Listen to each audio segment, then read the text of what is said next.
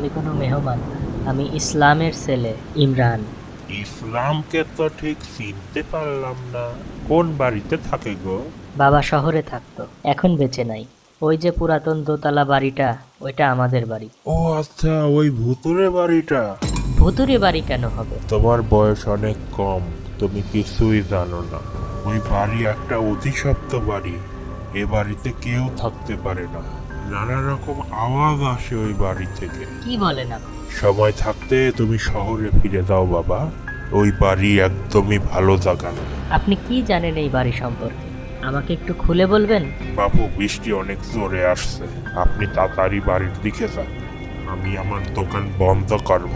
দোকানদার কেমন জানি একটু তাড়াহুড়া করে দোকান বন্ধ করে দিল।